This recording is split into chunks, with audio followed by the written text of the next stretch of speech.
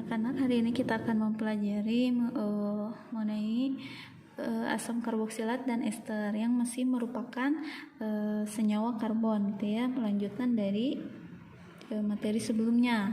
Sebelumnya kita sudah mempelajari tentang aldehid, keton, kemudian alkohol dan eter. Nah, untuk senyawa asam karboksilat dan ester, dimana kita tahu senyawa karbon itu minggu kemarin juga kita sudah mempelajari ya bahwa kegunaannya itu sangat banyak, gitu ya, baik itu alkohol, eter, aldehid maupun keton, sering kita temui di kehidupan sehari-hari sebetulnya, itu ya. Untuk asam karboksilat dan ester juga sama, sering kita temui. Asam karboksilat contohnya nih, senyawa yang kita temui di kehidupan sehari-hari apa?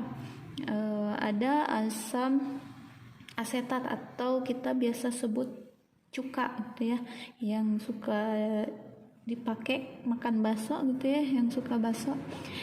Kemudian ada juga ester. Kalau ester itu contohnya ada di makanan atau minuman yang menggunakan perasa. Nah, perasa buah-buahan biasanya ya.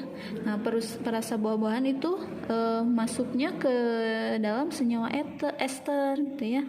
Essence makanan itu adalah senyawa-senyawa ester. Oke, jadi ini sering kita temui ya. Bagaimana struktur molekulnya? Nah, ini struktur molekulnya. Kita bisa lihat untuk asam karboksilat itu struktur rumus molekulnya ini CnH2nO2, untuk ester CnH2nO2.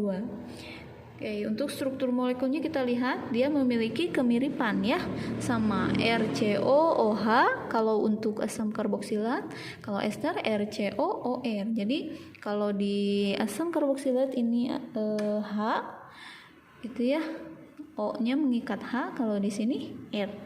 Jadi gugus fungsinya juga jadi COOH, kalau ester COOR. Nah, ini ada contoh senyawanya.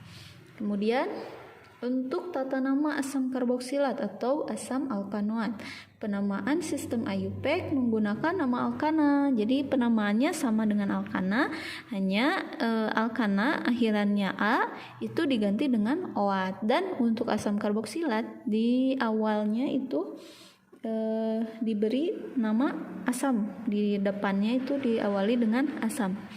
Nah, penomorannya itu dimulai dari atom C yang mengandung gugus fungsi. Di sini ini contohnya ya. Oke, yang pertama dulu ini ada HCOOH. Nah, ini ada gugus fungsi asam karboksilat COOH.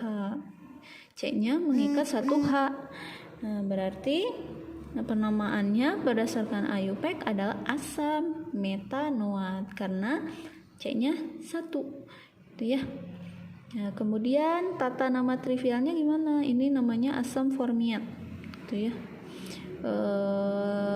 Lalu untuk yang rantainya panjang, contoh di sini ada alkil-alkilnya ya, ada 2 alkil.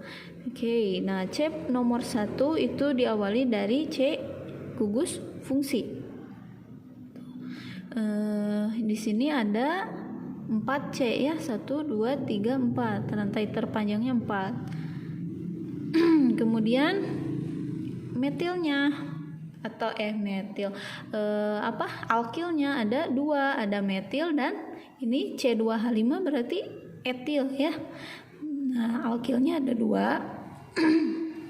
Berarti tata namanya gimana? Kita sebutkan dulu asam di awal strip. Yang disebut pertama adalah etil dulu ya. Etil itu berdasarkan abjad ya. Jadi disebut etil dan metil berarti disebut etil dulu ya. Nah, berarti etilnya ada di C nomor berapa? C nomor 2. Kemudian disebut 2 etil dan ada metil di nomor 3, jadi 3 metil butanoat. Nah, karena ini C-nya 4, rantai karbonnya 4, jadi butan gitu ya, akhirnya ditambah oat, jadi butanoat. Oke, itu. Kemudian tata nama ester atau alkil alkanoat. Nah, senyawa ini merupakan turunan dari asam karboksilat yang memiliki gugus H itu digantikan dengan alkil gitu ya, atau R.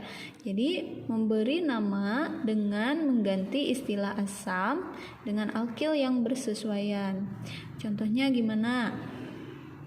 Oke, jadi ini kan tadi sama dengan asam karboksilat. Nah, kalau di asam karboksilat ada H, ya.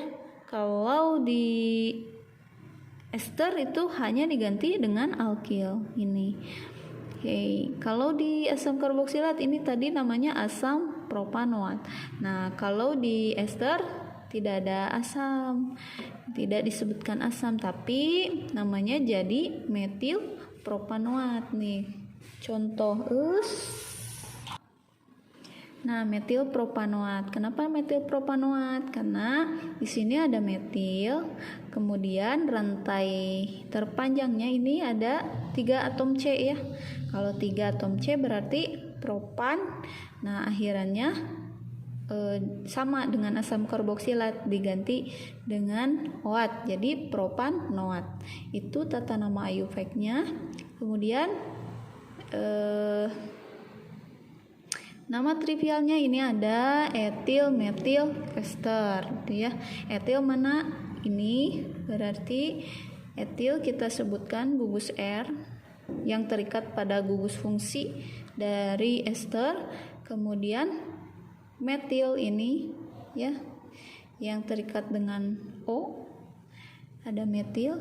Kemudian ester itu ini gugus fungsi esternya gitu ya. Kemudian, nah ini ada sifat fisiknya. Untuk asam karboksilat dan ester bisa dilihat pada temperatur kamar. Asam karboksilat itu merupakan zat cair yang encer. Kalau ester sama, cair encer gitu ya. Ester bersuku tengah atau yang rantainya cukup panjang, itu wujudnya cair kental. Kalau yang lebih panjang lagi rantai karbonnya itu berwujud padat. Oke, untuk titik didih, kelarutan, daya hantar listrik ini bisa dilihat. Kemudian sifat kimianya gimana asam karboksilat?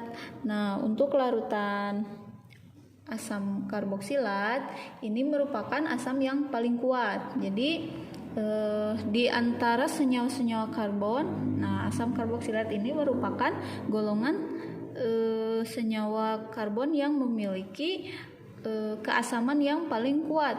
Nilai tetapan kesetimbangannya atau Ka-nya berkisar 10 pangkat min 5. Jadi ini ada reaksi ionisasinya. Kalau asam karboksilat terionisasi, ini RCOOH berarti asam karboksilat terionisasi menjadi RCOO- plus H+. Nah, ini reaksi ionisasinya. Kemudian reaksi asam karboksilat dengan basa atau logam reaktif akan membentuk garam yang mudah larut. Contoh di sini ada C3H7COOH. Ini asam karboksilat bereaksi dengan logam reaktif. Nah, logam reaktif di sini contohnya adalah Na. Dia akan menghasilkan garam. Garam yang mudah larut dalam air. Apa garamnya? Ini C3H7COONa. Itu kemudian masih banyak ya, ini ada reaksi penggantian gugus OH pada karboksil. Jadi pada asam karboksilat ini gugus OH bisa digantikan nih. Yang pertama digantikan oleh siapa? Yang pertama, jika asam karboksilat itu direaksikan dengan PCl5, PCl3 atau SOCl2. Nah, berarti ini nanti yang masuk adalah Cl-Cl-nya ya dari senyawa ini. Jadi nanti OH digantikan oleh Cl. Contohnya ini direaksikan dengan PCl3 akan menghasilkan RCO. Nah, ini gugus karboksilnya jadi mengikat Cl ya. Nah, ini ini hasil sampingnya. Kemudian reaksi dengan NH3 akan membentuk amida. Nah, berarti gugus OH-nya digantikan oleh NH3. Nah, ini adalah amida. Seperti itu. Kemudian reaksi asam karboksilat dengan alkohol akan membentuk ester atau disebut dengan reaksi esterifikasi. Contohnya ini reaksinya, jika asam karboksilat direaksikan dengan ROH, ROH itu berarti alkohol ya. Dalam keadaan asam, maka akan menghasilkan ester. Selanjutnya ada reaksi asam karboksilat yang lain, yaitu atom hidrogen pada atom C-alpha. C-alpha itu adalah C pertama setelah atom C pada gugus karbonil. Jadi ini gugus karbonil berarti ya C pada gugus karbonil, di pinggirnya ada C, berarti nah ini merupakan C-alpha. Yang ini C-alpha. Kemudian nanti jika dia direaksikan dengan Cl atau Br gitu ya, senyawa yang mengandung Cl atau Br, maka C-alpha-nya itu akan kehilangan satu hidrogen gitu ya. Satu hidrogennya diganti oleh halogen, yaitu Cl atau Br, biasanya Cl atau Br. Nah, ini reaksinya dilakukan pada suhu tinggi dengan bantuan katalis. Oke, contoh di sini ada jika misalkan kita punya asam karboksilat seperti ini mengikat rantai karbon gitu ya. Nah, ini misalkan R-nya berapa gitu ya, masih banyak. Nah, di sini kan ada C dulu yang mengikat, C yang pertama yang mengikat, yang terikat kepada C karbonil gitu ya.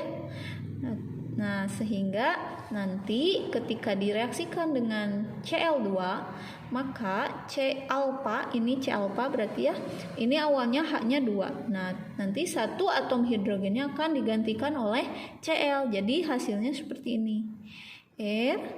Ini R-nya gak tahu berapa ya, misalkan ada 3, ada 4 atau berapa. Ini hanya perumpamaan. Nanti ini C-alpha-nya akan jadi kehilangan satu hidrogen, digantikan oleh Cl gitu. Ini hasil sampingnya, HCl. Oke, selanjutnya sifat kimia dari ester. Ester dapat mengalami hidrolisis dengan bantuan asam, menghasilkan asam karboksilat dan alkohol. Ini reaksinya, ini merupakan ester gitu ya, direaksikan dengan air atau hidrolisis gitu ya, maka akan menghasilkan asam karboksilat dan alkohol. Nah, ini hidrolisis ester dengan basa akan menghasilkan garam. Nah, ini kalau yang pertama tadi bantuan asam, di sini ada H+. Kalau di sini dihidrolisis dengan basa, nah akan menghasilkan garam dan alkohol. Ini NaOH adalah suatu basa ya. Nah, ini ester direaksikan dengan basa, ya di sini NaOH contohnya akan menghasilkan garam. Jadi RCOO-Na. Ya, ini merupakan garam, ini merupakan garam dan alkohol. Selanjutnya, pembuatan asam karboksilat dan ester. Gimana asam karboksilat ini dibuat? Yang pertama bisa melalui oksidasi alkohol primer. Nah, minggu lalu kita sudah tahu ya alkohol primer itu yang seperti apa.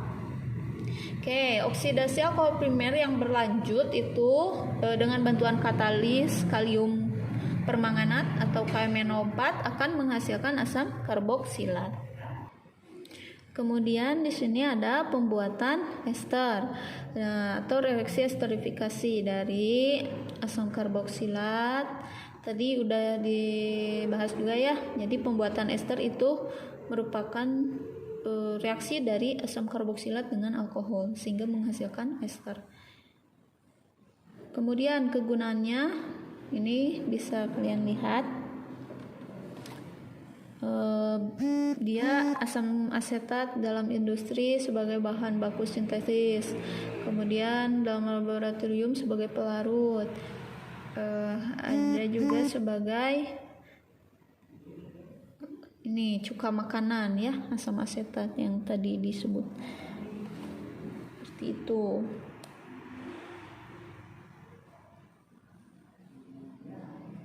Dan masih banyak lagi ya ester, ini contoh. Nah ini untuk aroma makanan atau essence perasa makanan gitu ya. Ada pisang, kalau pisang esternya pentil asetat, kemudian buah pir isopropil asetat, jeruk ada ya, apel, nanas itu ada. Nah ini bisa kalian lihat. Oke, nah nanti kalian kerjakan ini. Kemudian selanjutnya kita mempelajari tentang senyawa haloalkana. Nah, struktur molekulnya haloalkana disebut juga sebagai alkil halida. Kenapa alkil halida? Karena ini lihat, ini alkil R gitu ya, rantai karbon atau alkil berikatan dengan halogen, atau di sini X gitu ya. X itu merupakan halogen. Nah, ini struktur molekul dari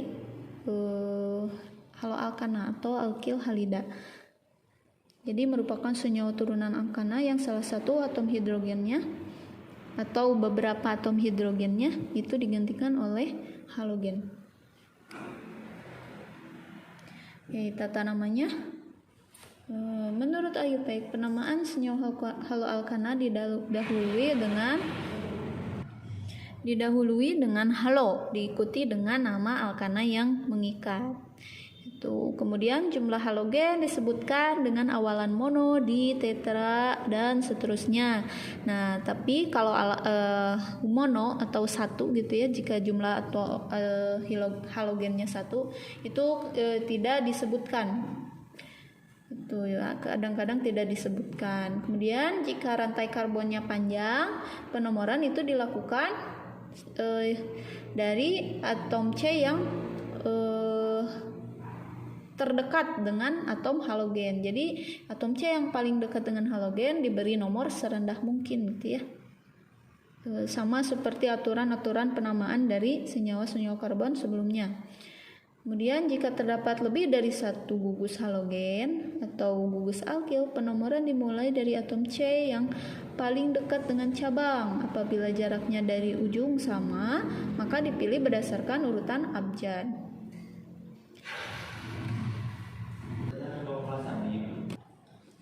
Oke, nah ini contoh penamaannya. Ada CH3Cl, berarti ini gugus alkil. Dan ini Cl itu berarti halogennya ya. Nah, jadi namanya klorometana. Jadi awalannya ini berdasar IUPAC disebutkan dulu halogennya gitu ya. Ini kan Cl itu adalah klor, diberi akhirannya jadi O gitu ya, klorometana. Ini metana alkilnya. Atau ini nama trivialnya metil klorida, nanti kita pelajari setelah ini. Oke, contoh yang kedua. Untuk ini ada rantai terpanjangnya berarti ini 3 ya, C-nya 3. Berarti ada ini sebagai alkil.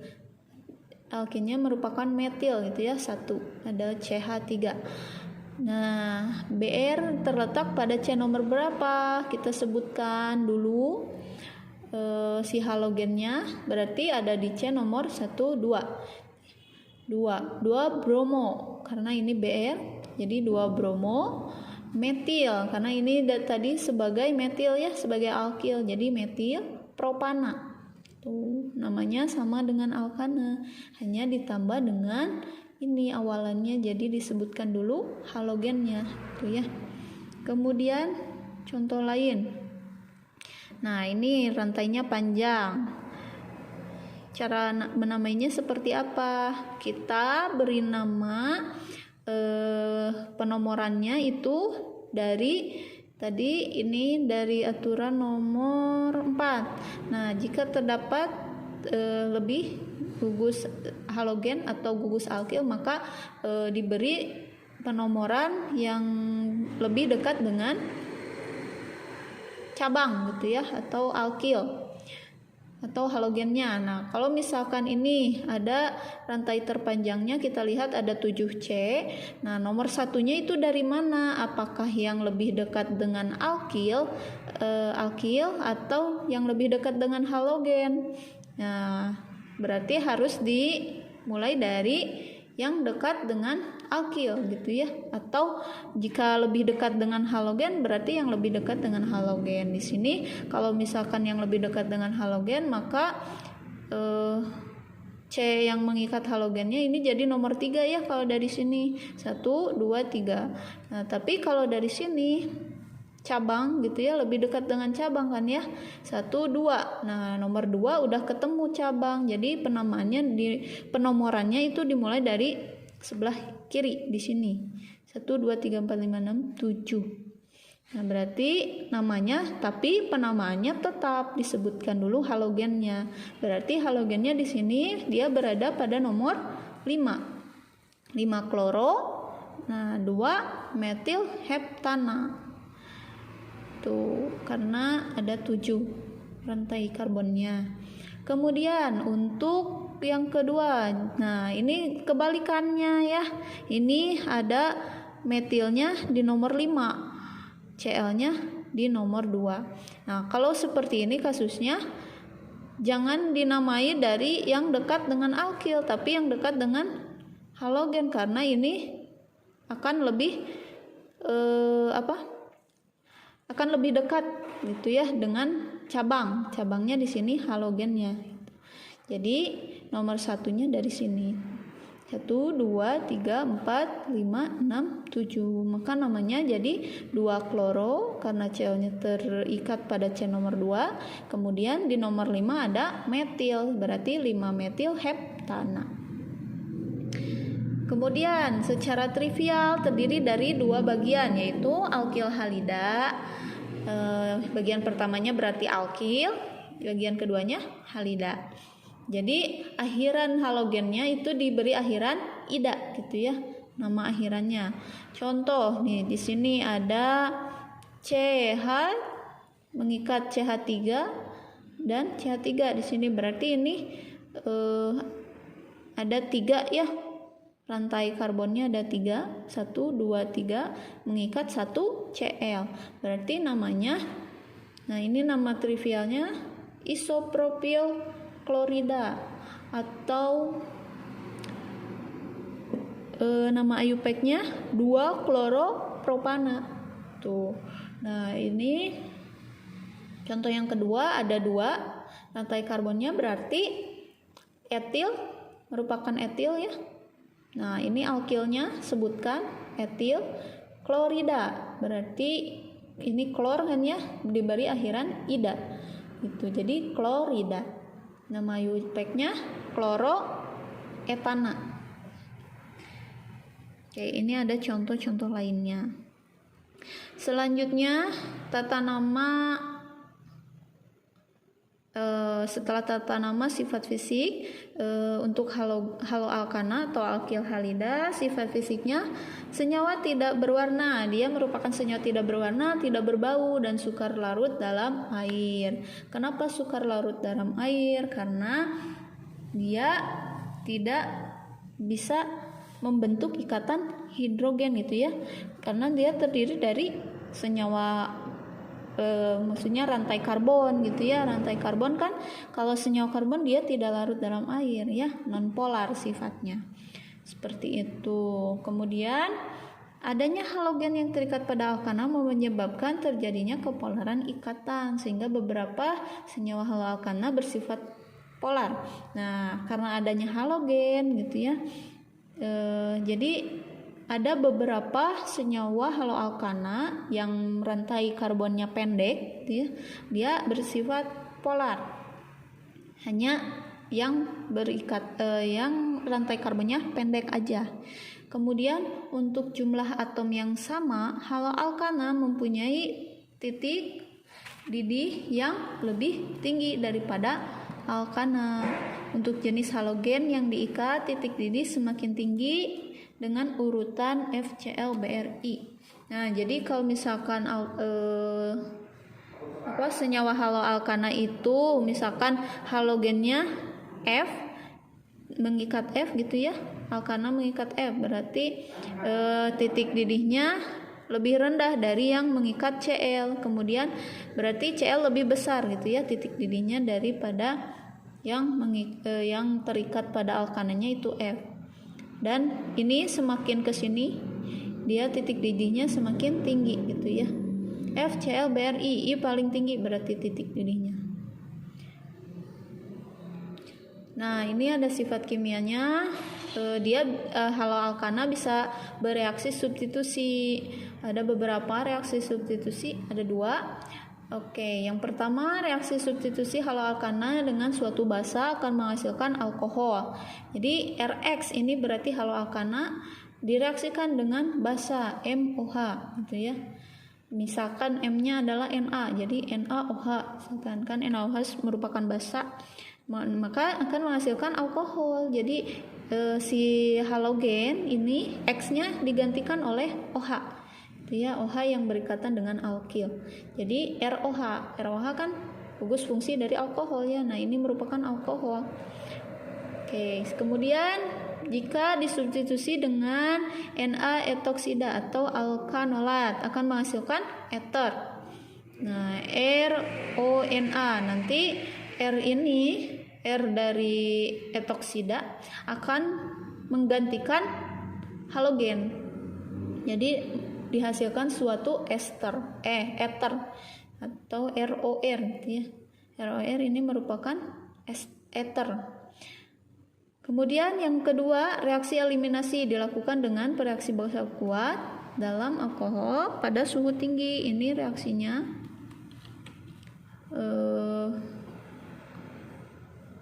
halogen ditambah dengan ini mah yang kelima.